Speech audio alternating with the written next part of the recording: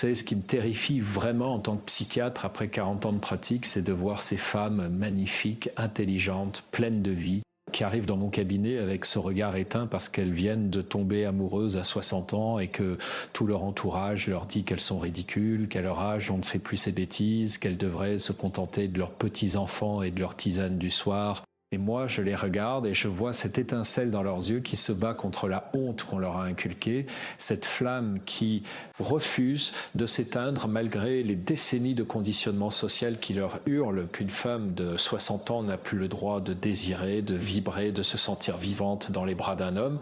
Et franchement, ça me met en colère parce que personne, absolument personne ne leur dit la vérité sur ce qui les attend vraiment quand elles osent ouvrir leur cœur à cet âge. Je suis Christophe André et aujourd'hui je vais vous parler de quelque chose dont tout le monde se fiche royalement dans notre société obsédée par la jeunesse, le danger réel de tomber amoureuse après 60 ans. Et non, je ne parle pas du danger imaginaire que vos enfants vous rabâchent. Cette peur ridicule que vous vous fassiez arnaquer par un gigolo ou que vous perdiez votre dignité. Je parle du vrai danger, celui que personne n'ose nommer, celui qui pourrait vraiment transformer votre vie si vous ne comprenez pas comment le naviguer avec intelligence et conscience. Laissez-moi vous raconter l'histoire de Françoise, une de mes patientes, 63 ans, professeure de littérature à la retraite, mariée pendant 35 ans à un homme qu'elle avait fini par considérer comme un colocataire sympathique, divorcé depuis 5 ans. Vivant tranquillement sa vie entre ses cours de yoga, ses petits-enfants et son club de lecture, quand un mardi après-midi absolument banal, dans la file d'attente d'une librairie du 6e arrondissement, un homme a fait tomber son sac, leurs mains se sont touchées en ramassant les livres éparpillés sur le sol. Et chose s'est passée, quelque chose qu'elle croyait mort et enterré depuis des années, cette décharge électrique qui vous traverse le corps, ce trouble qui vous fait perdre vos mots, cette sensation d'avoir 15 ans à nouveau. Ils ont pris un café, puis un autre, puis un dîner. Et en 3 semaines, Françoise était complètement, totalement, irrémédiablement amoureuse. Elle qui pensait que cette partie de sa vie était terminée, elle qui s'était résignée à une existence paisible et prévisible. Elle se retrouvait à attendre ses messages comme une adolescente, à choisir ses vêtements avec un soin qu'elle n'avait plus depuis des décennies, à sentir son cœur s'emballer quand elle entendait sa voix au téléphone. Et vous savez quoi, elle était terrifiée, absolument terrifiée. Non pas de l'amour lui-même, mais de ce que cela révélait sur elle, sur ses besoins, sur cette partie d'elle-même qu'elle avait cru morte. Vous vous reconnaissez peut-être dans cette histoire, ou peut-être que vous vous dites que ça ne vous arrivera jamais, que vous êtes au-delà de tout ça, que votre vie amoureuse appartient au passé et que c'est très bien comme ça. Et je respecte totalement ce choix, si c'est vraiment un choix conscient et non une résignation déguisée en sagesse. Mais si au fond de vous, il y a encore cette petite flamme qui refuse de s'éteindre, cette part de vous qui se demande si vous pourriez encore ressentir ce frisson,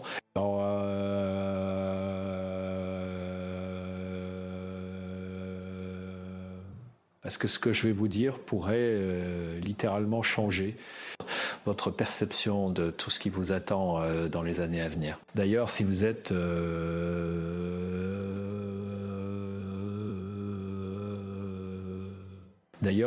encore là à m'écouter, c'est que quelque chose résonne en vous, cette petite voix intérieure qui vous dit que peut-être, juste peut-être, votre histoire n'est pas terminée. Et je vous invite à vous abonner à cette chaîne parce que nous allons explorer ensemble des territoires que la société préfère ignorer, ces vérités inconfortables sur la vie, l'amour, le désir et la vitalité après 60 ans. Et croyez-moi, vous allez avoir besoin de toutes les ressources possibles pour naviguer dans ce monde qui préférait que vous deveniez invisible. Maintenant, parlons franchement du vrai problème, celui que personne n'ose nommer. Quand vous tombez amoureuse à 60 ans, vous ne faites pas face à un danger extérieur, vous faites face à quelque chose de bien plus insidieux. Vous faites face à la confrontation brutale avec toutes les parties de vous-même que vous aviez soigneusement enfermées dans un placard pendant des années, ces besoins que vous aviez appris à ignorer, ces désirs que vous aviez étouffés, cette vulnérabilité que vous aviez blindée sous des couches de pragmatisme et de résignation. Le vrai danger de tomber amoureuse à 60 ans, c'est que vous allez devoir affronter la vérité sur toutes ces années où vous avez contenté de miettes, où vous avez accepté une relation tiède parce qu'on vous avait dit que c'était ça la maturité, où vous avez étouffé vos élans, parce qu'une femme de votre âge ne devrait pas avoir ce genre de besoin.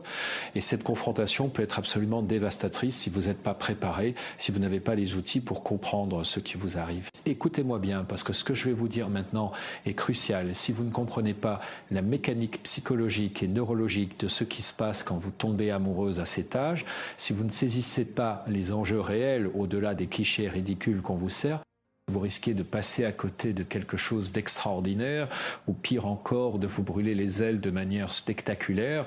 Et je ne parle pas de vous faire arnaquer financièrement, je parle de quelque chose de bien plus profond, je parle de la possibilité de perdre cette opportunité unique de vous. Reconnectez avec la partie la plus vivante de vous-même. Parce que voilà ce que personne ne vous dit, si vous laissez passer cette chance par peur, par honte, par conformisme social, si vous éteignez cette flamme qui vient de se rallumer en vous, vous ne retournerez pas simplement à votre vie d'avant, vous entrerez dans une phase de résignation bien plus profonde, bien plus définitive. Vous aurez goûté à nouveau à ce que signifie se sentir pleinement vivante, et vous aurez choisi consciemment de retourner à la mort lente de l'existence, sans passion. Et croyez-moi, en tant que psychiatre, je peux vous dire que c'est cette résignation-là qui tue. Vraiment, pas l'âge, pas le temps, mais le renoncement conscient à votre propre vitalité.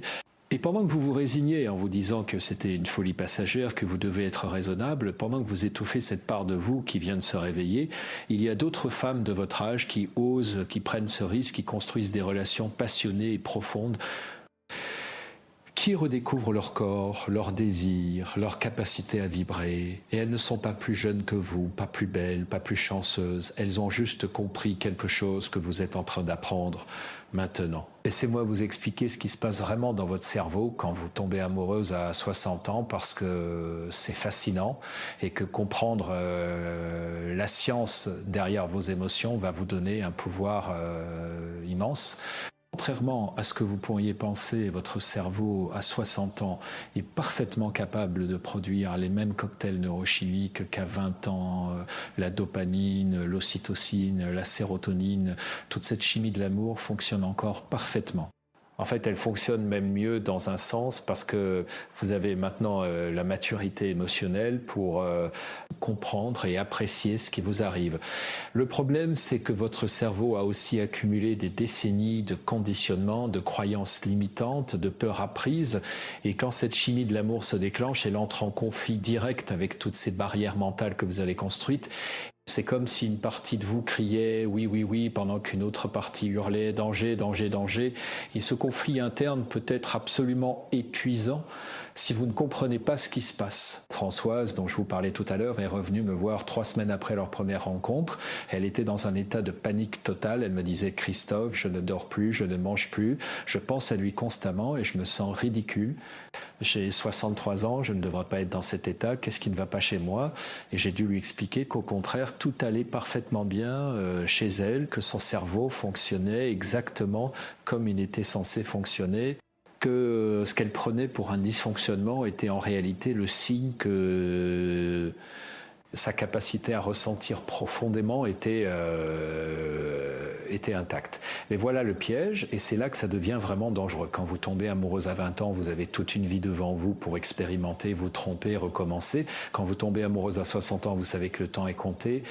Vous savez que les opportunités ne sont pas infinies, et cette conscience aiguë du temps peut vous pousser soit à vous précipiter de manière irréfléchie, soit à fuir par peur de souffrir, et les deux réactions peuvent être catastrophiques. La précipitation vous fait ignorer les signaux d'alarme, vous fait projeter sur cette personne tous vos besoins non satisfaits, vous fait construire un château de cartes émotionnelles qui s'effondrera au premier coup de vent, et je vois ça tout le temps dans mon cabinet.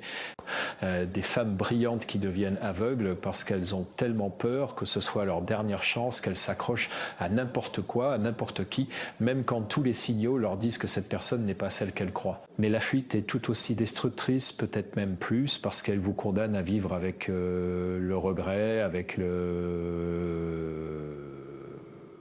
Et si, avec cette question lancinante de ce qui aurait pu être si vous aviez eu le courage, et le regret, mes amis, est un poison lent, qui transforme votre présent en une succession de ce qui aurait pu être, et croyez-moi, rien n'est plus douloureux que de vieillir avec la certitude que vous avez laissé passer votre dernière chance de vous sentir pleinement vivante.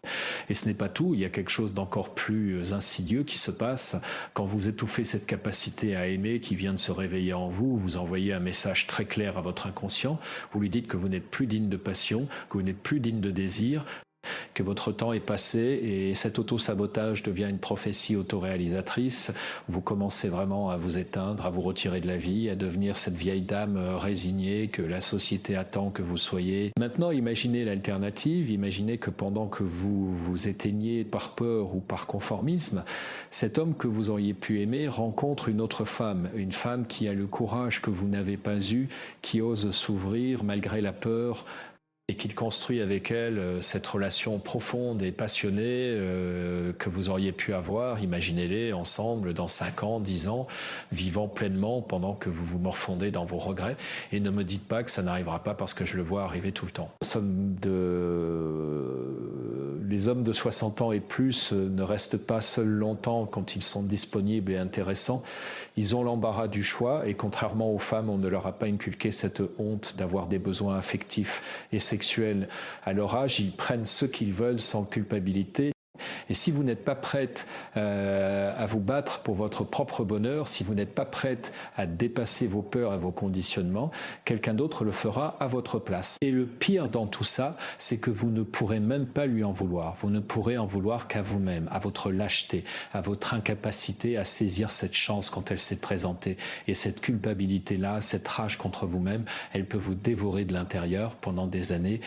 Elle peut transformer vos dernières décennies en un enfer de regrets et d'amertume. Mais attendez, parce que ce n'est pas encore le pire. Le pire, c'est ce qui arrive à votre corps quand vous refusez systématiquement d'écouter vos besoins affectifs et physiques. Vous pensez peut-être que c'est juste une question émotionnelle, mais c'est bien plus que ça.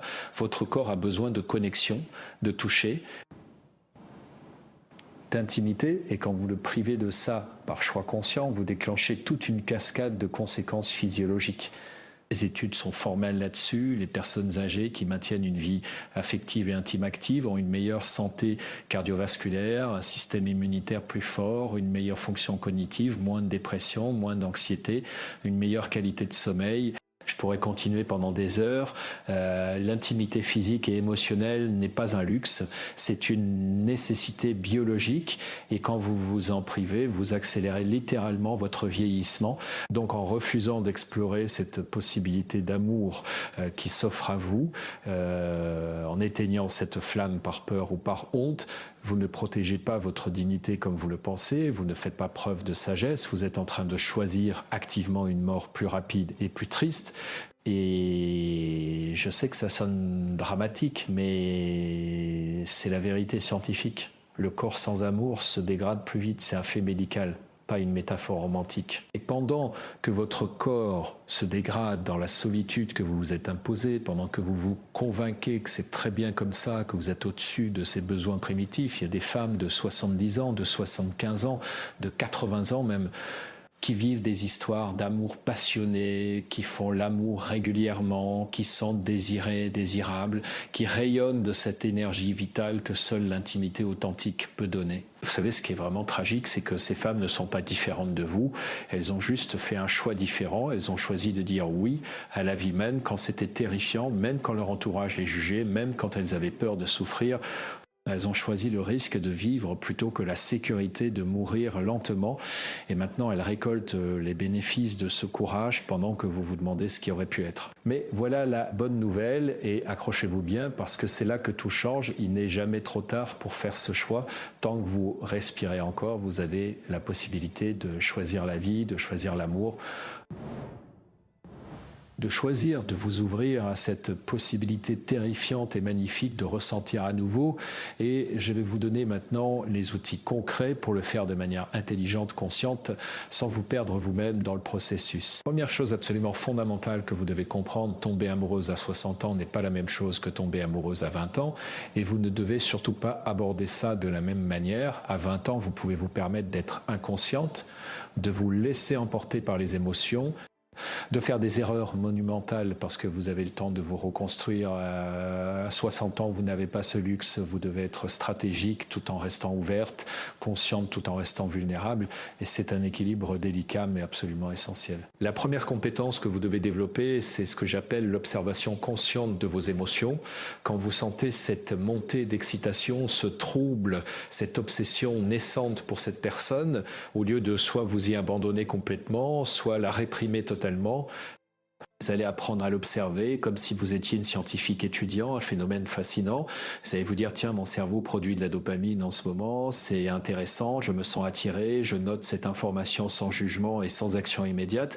Cette capacité d'observation consciente crée un espace entre le stimulus et la réponse, entre l'émotion et l'action, et c'est dans cet espace que réside votre pouvoir. C'est là que vous pouvez faire des choix conscients plutôt que de réagir comme un automate conditionné, et cette compétence s'acquiert par la pratique. Vous ne serez pas parfaite du premier coup, mais chaque fois que vous réussissez à créer cet espace, vous renforcez ce muscle mental. Concrètement, voilà comment vous faites. Chaque fois que vous pensez à cette personne, chaque fois que vous sentez cette montée émotionnelle, vous prenez 3 grandes respirations conscientes. Vous sentez l'air qui entre dans vos poumons, qui en sort. Vous revenez dans votre corps, dans le moment présent. Et ensuite, vous vous posez cette question simple, qu'est-ce que je ressens exactement en ce moment? Et vous nommez l'émotion. Je ressens de l'excitation, je ressens de la peur, je ressens du désir, je ressens de l'espoir. Peu importe ce que c'est, vous le nommez. Le simple fait de nommer une émotion active votre cortex préfrontal et diminue l'activation de votre amygdale. En termes simples, ça signifie que vous passez du mode réactionnel au mode réflexif. Vous reprenez le contrôle Et cette technique toute simple peut littéralement vous sauver de décisions catastrophiques prises dans le feu de l'émotion. Je ne vous demande pas de ne rien ressentir, je vous demande de ressentir consciemment. C'est complètement différent. Deuxième outil absolument crucial, vous devez apprendre à distinguer entre l'amour authentique et la projection de vos besoins non satisfaits. Et c'est là que la plupart des femmes de votre âge se plantent magistralement. Elles rencontrent quelqu'un qui leur accorde de l'attention, qui les écoute. Ils les regardent avec désir et immédiatement, elles projettent sur cette personne tous les besoins qu'elles ont accumulés pendant des années. Elles en font le sauveur qui va enfin combler ce vide et c'est la recette parfaite pour le désastre. Voici comment vous évitez ce piège. Vous allez faire un exercice d'écriture. Prenez un cahier et divisez une page en 2 colonnes. Dans la première colonne, vous allez écrire tout ce que vous savez objectivement de cette personne, des faits vérifiables. Dans la deuxième colonne, vous allez écrire tout ce que vous imaginez, espérez, supposez sur cette personne. Et je vous garantis que la deuxième colonne sera beaucoup plus longue que la première. Et c'est normal au début, mais c'est un signal d'alarme. Chaque fois que vous vous surprenez à penser « il est sûrement comme ci » ou « il doit être comme ça », vous devez vous arrêter et vous demander sur quoi je base cette supposition. Est-ce que je l'ai vu agir de cette manière ou est-ce que je projette ce que je veux voir ? Et soyez brutalement honnête avec vous-même parce que personne d'autre ne le sera. Votre entourage vous dira soit que vous êtes ridicule, soit que c'est merveilleux selon leur propre projection. Mais vous seul pouvez vraiment savoir ce qui se passe. Françoise a fait cet exercice et elle a réalisé qu'après 3 semaines de fréquentation, elle avait construit toute une vie imaginaire avec cet homme basé sur presque rien. Elle savait qu'il aimait la littérature, qu'il était divorcé, qu'il avait 2 enfants adultes. Et c'était à peu près tout ce qu'elle savait factuellement. Mais dans sa tête, elle avait déjà décidé qu'il était sensible, attentionné, fidèle, qu'il cherchait une relation sérieuse, qu'il partageait ses valeurs. Tout ça basé sur quoi? Sur le fait qu'il avait ramassé ses livres et qu'il avait de beaux yeux. Cette prise de conscience a été douloureuse mais libératrice. Elle a compris qu'elle devait ralentir, qu'elle devait apprendre à connaître vraiment cette personne avant de s'investir émotionnellement. Et c'est exactement ce qu'elle a fait. Elle a continué à le voir, mais avec cette conscience nouvelle, en observant, en posant des questions, en vérifiant si la réalité correspondait à ses projections. Et devinez quoi, dans certains domaines, il était encore mieux que ce qu'elle imaginait, dans d'autres, il était complètement différent. Et c'est cette personne réelle qu'elle a appris à aimer, pas le fantasme. Troisième outil, et celui-là est vraiment contre-intuitif, mais absolument essentiel, vous devez maintenir votre vie indépendante. Même et surtout quand vous êtes en train de tomber amoureuse, la tendance naturelle quand on tombe amoureuse, c'est de fusionner, de faire de cette personne le centre de votre univers, de réorganiser toute votre vie autour d'elle. Et à 20 ans, c'est peut-être acceptable, même si c'est pas très sain, mais à 60 ans, c'est carrément suicidaire. Vous avez construit une vie, vous avez des amis, des activités, des passions, des routines qui vous nourrissent. Et la pire erreur que vous puissiez faire, c'est de tout sacrifier sur l'autel de cette nouvelle relation. Parce que premièrement, si ça ne marche pas, vous vous retrouverez complètement isolé. Et deuxièmement, même si ça marche, vous aurez créé une dynamique de dépendance qui tuera la passion à petit feu. Les hommes ne sont pas attirés par les femmes qui n'ont pas de vie propre, ils sont attirés par les femmes qui ont une vie riche et qui choisissent de les y inclure. Donc voici la règle non négociable, peu importe à quel point vous êtes excité par cette nouvelle relation, vous maintenez vos activités, vous continuez à avoir vos amis, vous gardez vos rituels personnels, vous ne déplacez pas votre vie pour accommoder cette personne. Vous créez un espace pour elle dans votre vie existante, c'est complètement différent. Et je sais que c'est difficile parce que quand vous êtes amoureuse, tout ce que vous voulez, c'est être avec cette personne 24 heures sur 24, mais résister à cette impulsion. En pratique, ça veut dire que si vous avez votre cours de yoga le mardi soir, vous y allez, même s'il vous propose de dîner ensemble, vous lui dites avec plaisir, mais jeudi, parce que mardi, c'est mon yoga et c'est important pour moi. Et vous savez ce qui se passe quand vous faites ça. Vous lui montrez que vous avez une colonne vertébrale, que vous vous respectez, que vous n'êtes pas désespéré. Et paradoxalement, ça augmente son attraction pour vous parce que vous devenez un défi, quelqu'un qui doit mériter, pas quelqu'un qui se donne sans condition. Quatrième outil absolument fondamental, vous devez avoir des conversations difficiles très tôt dans la relation et je sais que ça va à l'encontre de tout ce qu'on vous a appris sur la séduction et le romantisme. On vous a dit de ne pas faire de vagues, de ne pas poser trop de questions, de laisser les choses se développer naturellement et c'est des conneries monumentales. À 60 ans, vous n'avez pas le temps pour les devinettes et les non-dits. Vous devez savoir très rapidement si cette personne veut la même chose que vous. Donc, après quelques semaines de fréquentation, quand vous sentez que c'est en train de devenir sérieux, vous devez avoir le courage de poser les questions qui fâchent. Qu'est-ce que tu cherches dans une relation? Est-ce que tu veux quelque chose de sérieux ou juste de la compagnie? Comment tu vois ta vie dans 5 ans? Qu'est-ce qui a merdé dans tes relations précédentes et qu'est-ce que tu as appris? Quelle est ta relation avec tes enfants? Comment tu gères les conflits? Qu'est-ce qui est non négociable pour toi? Et vous posez ces questions non pas comme un interrogatoire, mais comme une conversation authentique, où vous partagez aussi vos propres réponses, vous créez un espace de vulnérabilité mutuelle, où vous pouvez vraiment vous connaître.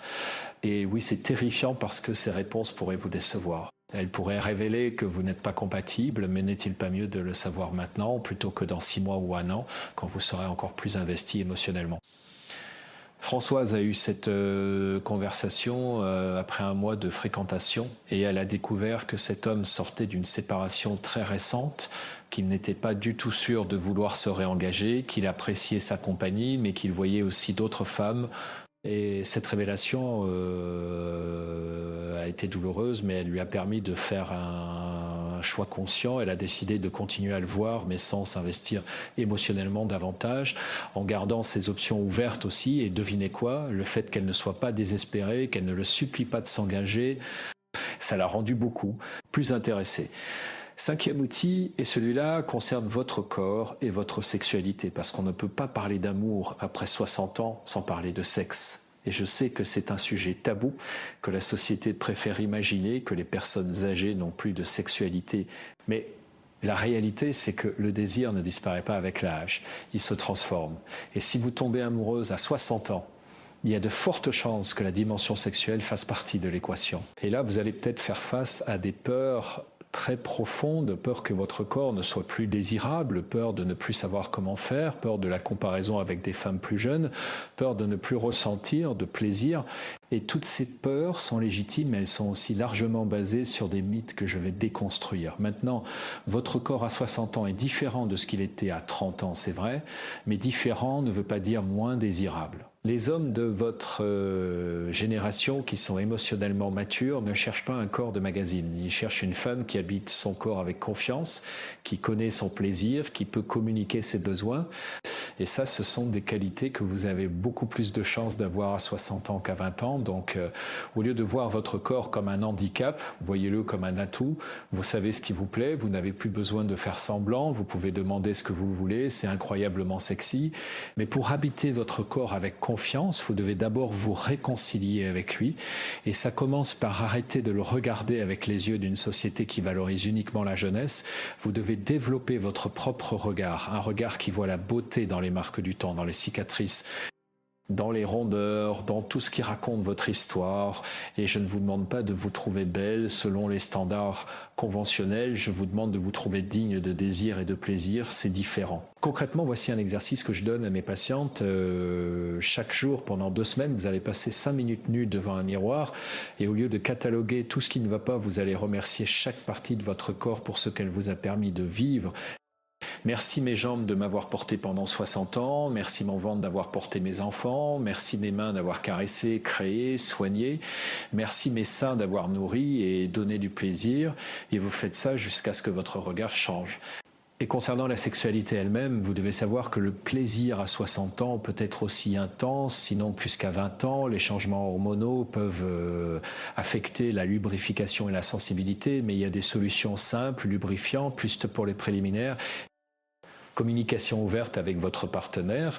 Et souvent, les femmes découvrent que sans la pression de la performance, sans la peur de tomber enceinte, sans toutes les inhibitions de la jeunesse, elles peuvent enfin explorer leur sexualité avec une liberté qu'elles n'ont jamais connue. Françoise m'a raconté que sa première fois avec cet homme à 63 ans a été la meilleure expérience sexuelle de sa vie, non pas parce qu'il était un amant extraordinaire, même si apparemment il se débrouillait bien, mais parce qu'elle était présente comme elle ne l'avait jamais été.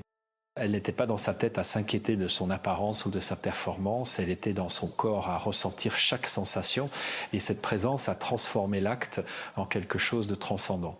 6e outil, et on rentre maintenant dans le territoire vraiment délicat, vous devez gérer la réaction de votre entourage et particulièrement de vos enfants adultes parce que soyons honnêtes, vos enfants vont probablement péter un câble quand ils vont apprendre que maman a un amoureux. Ils vont avoir toutes sortes de réactions irrationnelles, peur que vous vous fassiez arnaquer, peur que vous gaspillez leur héritage, dégoût à l'idée que vous ayez une vie sexuelle, jalousie de devoir partager votre attention et vous devez être préparé à ça. La première chose à comprendre, c'est que leurs réactions n'ont rien à voir avec vous et tout à voir avec leur propre peur et insécurité. Ils ont besoin que vous restiez dans le rôle de maman disponible et asexuée parce que ça les rassure. Votre vie amoureuse les force à vous voir comme une femme avec des besoins et ça les met profondément mal à l'aise, mais leur inconfort n'est pas votre problème. Vous n'êtes pas sur Terre pour rassurer vos enfants adultes au détriment de votre propre bonheur. Donc voici comment vous gérez ça. Vous leur annoncez la nouvelle avec calme et fermeté. Vous ne demandez pas leur permission, vous ne vous justifiez pas excessivement. Vous leur dites simplement « j'ai rencontré quelqu'un qui est important pour moi, je suis heureuse et j'aimerais que vous soyez heureux pour moi ». Vous écoutez leurs inquiétudes avec empathie, mais vous maintenez vos limites. Vous leur assurez que vous êtes lucide et prudente, mais vous ne renoncez pas à votre vie pour les apaiser. Et s'ils continuent à faire pression, à vous culpabiliser, à essayer de saboter votre relation, vous devez être prête à prendre de la distance. Je sais que c'est difficile parce que vous les aimez et que vous ne voulez pas créer de conflit. Mais vous devez comprendre que céder à leur chantage émotionnel, c'est leur envoyer le message que vos besoins ne comptent pas, que vous existez uniquement en fonction d'eux, et c'est profondément malsain pour tout le monde. 7e outil, et celui-là concerne la gestion de vos propres peurs, parce qu'au-delà de toutes les techniques et stratégies, la vraie bataille se joue dans votre tête. Vous allez avoir peur de souffrir, peur d'être abandonné, peur de vous tromper, peur de perdre votre indépendance, peur de paraître ridicule.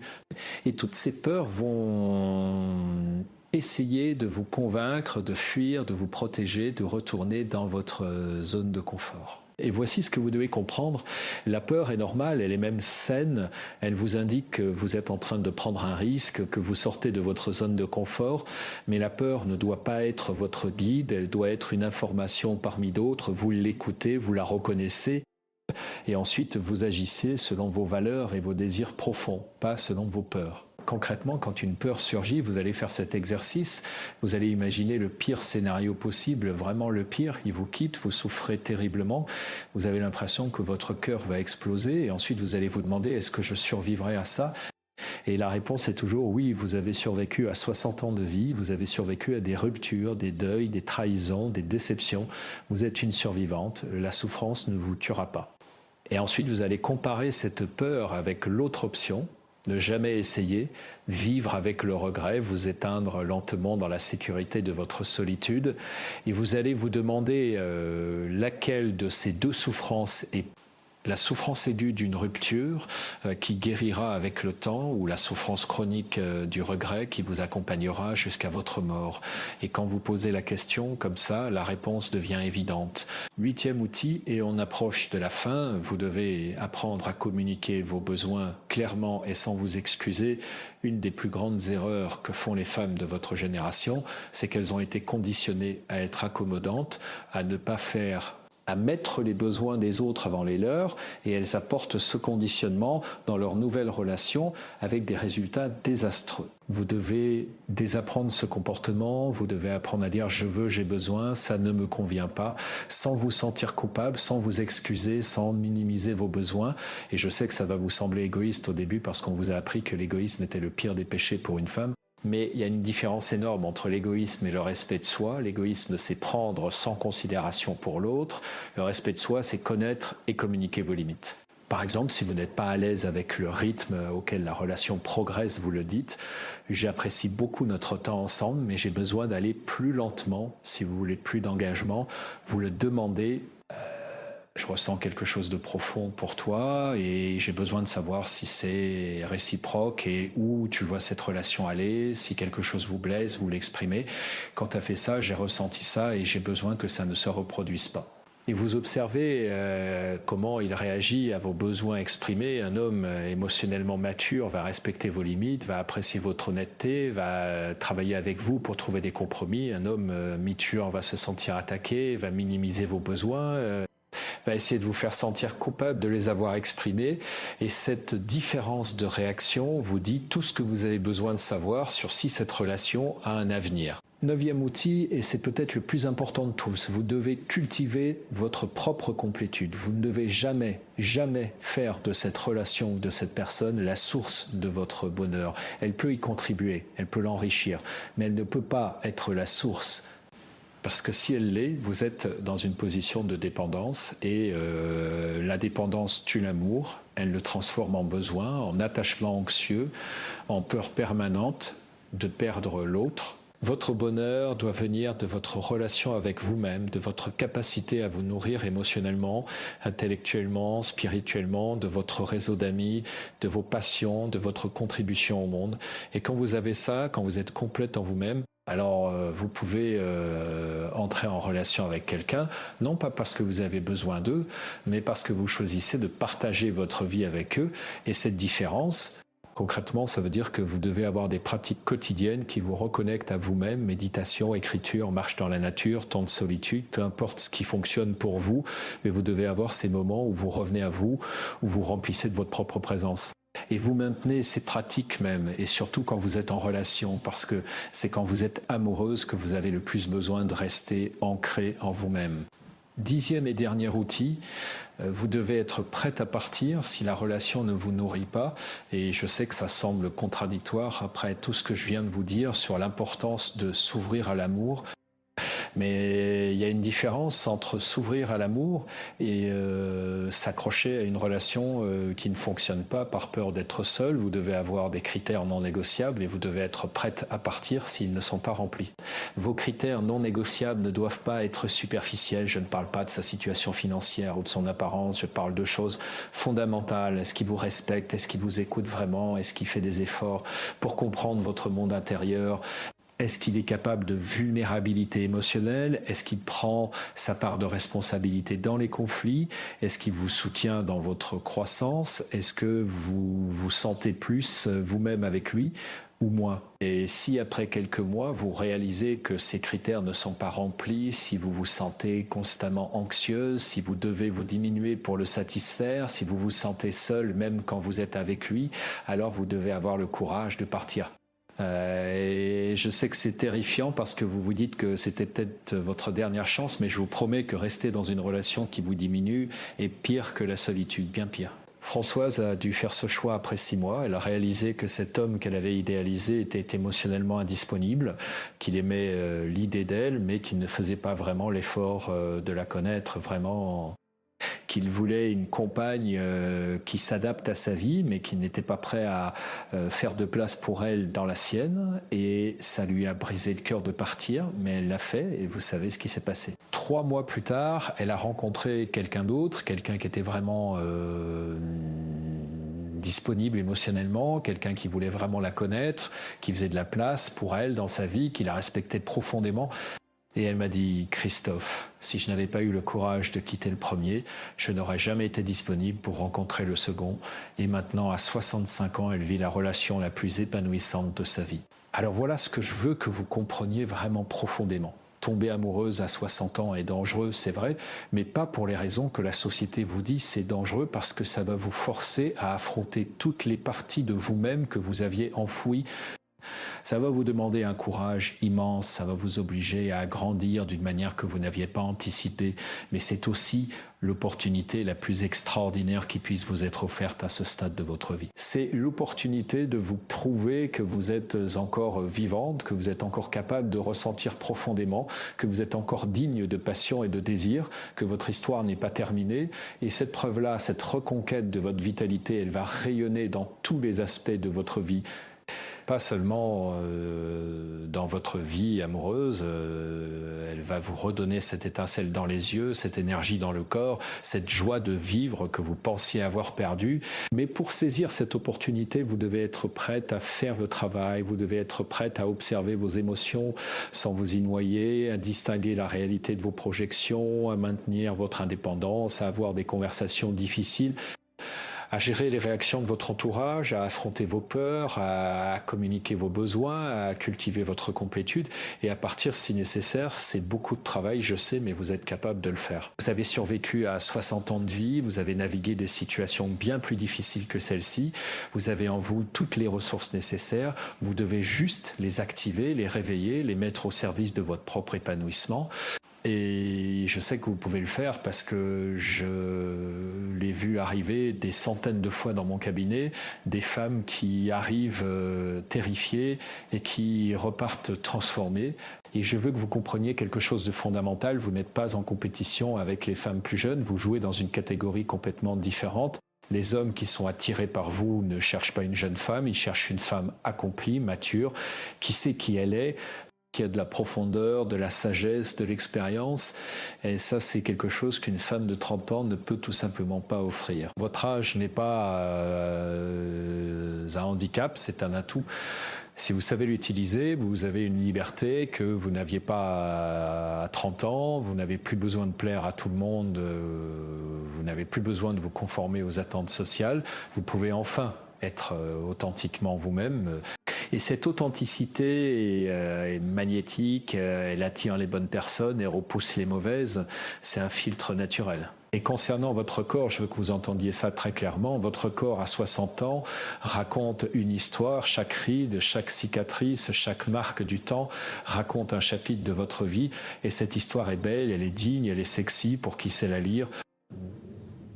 Et les hommes qui ne savent pas la lire, qui sont encore obsédés par les standards de beauté superficielle, ce ne sont pas des hommes pour vous, de toute façon. Vous méritez quelqu'un qui vous regarde et qui voit toute votre beauté, pas malgré votre âge, mais incluant votre âge, quelqu'un qui trouve sexy votre confiance, votre assurance, votre capacité à demander ce que vous voulez, votre présence dans votre corps, votre connaissance de votre plaisir. Et ces hommes existent. Ils sont là, ils cherchent exactement ce que vous avez à offrir. Mais vous devez d'abord vous voir vous-même avec ces yeux-là. Vous devez d'abord vous convaincre de votre propre valeur, parce que personne ne vous valorisera plus que vous vous valorisez vous-même. C'est une loi psychologique fondamentale. Les autres nous traitent comme nous nous traitons nous-mêmes.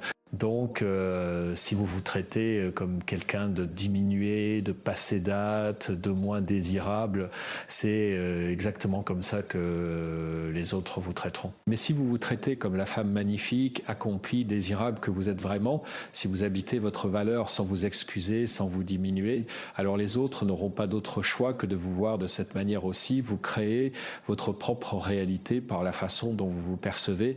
Et c'est un pouvoir immense que vous avez entre vos mains. Alors, voici ce que je veux que vous fassiez maintenant. Je veux que vous arrêtiez de vous raconter l'histoire, que vous avez raté votre chance, que vous devez vous contenter de miettes. Cette histoire est fausse, elle est toxique, elle vous tue à petit feu et vous devez la remplacer par une nouvelle histoire, l'histoire d'une femme qui à 60 ans se réveille à elle-même, qui ose vouloir, qui ose désirer, qui ose prendre sa place. Cette nouvelle histoire commence maintenant, aujourd'hui, dans ce moment précis où vous m'écoutez. Vous avez le choix de continuer à vivre selon l'ancien script et je sais que c'est terrifiant parce que le nouveau est toujours terrifiant, mais c'est aussi exaltant. C'est aussi plein de possibilités, c'est aussi une aventure qui pourrait transformer complètement vos années à venir. Et je veux que vous réalisiez que chaque jour qui passe sans que vous fassiez ce choix est un jour perdu. Je ne dis pas ça pour vous culpabiliser, mais pour vous réveiller. Le temps passe, que vous agissiez ou non. Dans 5 ans, vous aurez 5 ans de plus, c'est inévitable.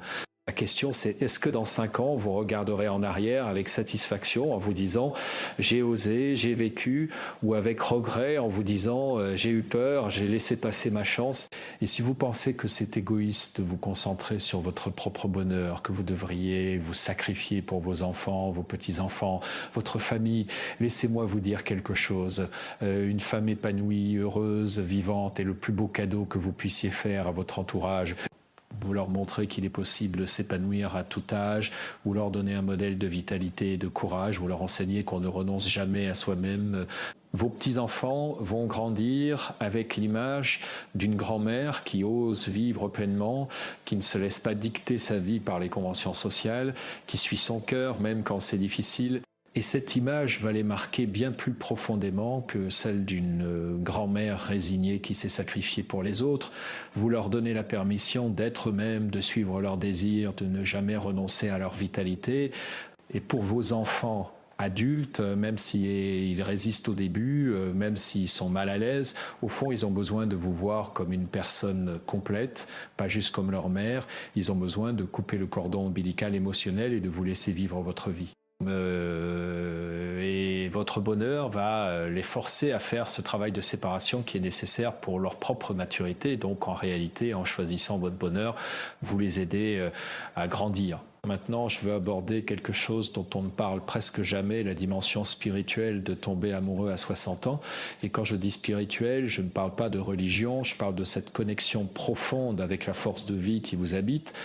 Quand vous tombez amoureuse à cet âge, vous vous reconnectez avec quelque chose de primordial, d'essentiel, vous vous reconnectez avec le courant de la vie lui-même.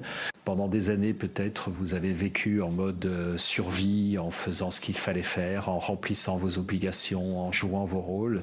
Et petit à petit, vous vous êtes déconnecté de cette force vitale, vous êtes devenu une version diminuée de vous-même. Une version acceptable socialement mais morte intérieurement, et quand l'amour arrive, il réveille cette force, il vous rappelle que vous êtes vivante, que vous êtes un être de désir et de passion. Et cette reconnexion avec votre force vitale ne concerne pas seulement votre vie amoureuse, elle va irriguer tous les aspects de votre existence. Vous allez vous retrouver à avoir plus d'énergie, plus d'enthousiasme, plus de créativité, plus d'envie de faire des choses, d'essayer de nouvelles expériences. De sortir de votre zone de confort, c'est comme si quelqu'un avait rallumé la lumière à l'intérieur de vous. Et c'est ça le vrai danger dont je voulais vous parler depuis le début. Le danger de tomber amoureux à 60 ans, c'est que vous ne pourrez plus revenir en arrière. Une fois que vous aurez goûté à nouveau à ce que signifie être pleinement vivante, vous ne pourrez plus vous contenter de l'existence fade et prévisible que vous aviez avant. Vous aurez élevé votre standard, vous aurez compris ce que vous méritez vraiment, et il n'y a pas de retour en arrière possible. C'est un danger magnifique, c'est un danger qui va vous transformer, qui va vous obliger à vivre à la hauteur de votre potentiel, qui va vous empêcher de vous rendormir dans la médiocrité confortable. Et oui, c'est inconfortable, oui, c'est exigeant, mais c'est aussi la seule façon de vivre. Vraiment, pas juste d'exister, pas juste de passer le temps en attendant la fin, mais de vivre avec un grand V. Et je veux que vous compreniez que vous n'êtes pas seul dans cette aventure. Il y a des milliers de femmes de votre âge qui sont en train de faire exactement la même chose, qui osent s'ouvrir à l'amour malgré la peur, malgré les jugements, malgré les obstacles. Et ces femmes créent une nouvelle norme. Elles redéfinissent ce que signifie vieillir, elles prouvent que la vitalité n'a pas d'âge, que le désir n'a pas de date d'expiration, que la vie peut être extraordinaire à tout âge. Vous faites partie de cette révolution silencieuse, vous faites partie de cette génération de femmes qui refusent de se laisser mettre au placard, qui refusent d'accepter que leur vie soit finie à 60 ans, qui revendiquent leur droit au bonheur, à la passion, à l'amour. Et c'est un acte politique autant que personnel. C'est un acte de rébellion contre une société qui voudrait que vous disparaissiez. Alors oui, tomber amoureuse à 60 ans, tomber amoureuse à 70 ans, à 80 ans, tomber amoureuse aussi souvent que votre cœur le désire. Ne laissez personne vous dire que ce n'est pas pour vous, que vous devriez être raisonnable, que vous devriez agir selon votre âge. Agir selon votre âge, ça veut dire quoi exactement? Ça veut dire renoncer à vos besoins, à vos désirs, à votre vitalité. Alors non, merci. Agir selon votre âge devrait vouloir dire utiliser toute la sagesse, toute l'expérience, toute la connaissance de vous-même que vous avez accumulée pour créer la vie la plus riche, la plus épanouissante possible. Ça devrait vouloir dire ne plus perdre de temps avec ce qui ne vous nourrit pas. Ne plus accepter les compromis qui vous diminuent, aller droit au but, demander ce que vous voulez, prendre ce qui vous revient. Et si vous échouez, si cette relation ne fonctionne pas, si vous souffrez, et alors vous aurez au moins essayé, vous aurez au moins osé, vous aurez au moins vécu. Et cette tentative, ce courage, cette volonté de rester ouverte à la vie, malgré tout, c'est ça qui compte vraiment, pas le résultat. Pas la garantie de succès, mais le fait d'avoir choisi la vie plutôt que la peur. Parce que voilà, la vérité ultime que j'ai apprise en 40 ans de pratique psychiatrique, ce ne sont pas les échecs qui détruisent les gens, ce ne sont pas les ruptures, les déceptions, les cœurs brisés. Tout ça, on s'en remet. Ce qui détruit vraiment les gens, c'est le regret. C'est la certitude d'avoir laissé passer sa chance par lâcheté. Ça, c'est un poison qui contamine tout et qui ne guérit jamais. Alors ne vous laissez pas contaminer par ce poison, osez, risquez, vivez, et si vous tombez, relevez-vous, et si vous vous trompez, apprenez. Et si vous souffrez, guérissez, mais ne renoncez jamais, ne vous résignez jamais, ne laissez jamais la peur gagner, parce que vous méritez tellement mieux que ça. Vous méritez de vivre pleinement jusqu'à votre dernier souffle. Et rappelez-vous que l'amour à 60 ans n'est pas une version diminuée de l'amour à 20 ans, c'est une version différente, souvent plus profonde, plus consciente, plus riche, parce que vous apportez toute votre histoire, toute votre complexité, toute votre humanité. Vous n'êtes plus dans l'illusion de la fusion parfaite, vous savez que l'autre est différent de vous et vous célébrez cette différence. Vous savez que l'amour n'est pas juste un sentiment, c'est un choix quotidien, un engagement, un travail. Et vous êtes prête à faire ce travail parce que vous savez que ça en vaut la peine. Vous avez la patience que vous n'aviez pas à 20 ans, la tolérance, la capacité de pardon, la sagesse de choisir vos batailles. Et tout ça fait de vous une partenaire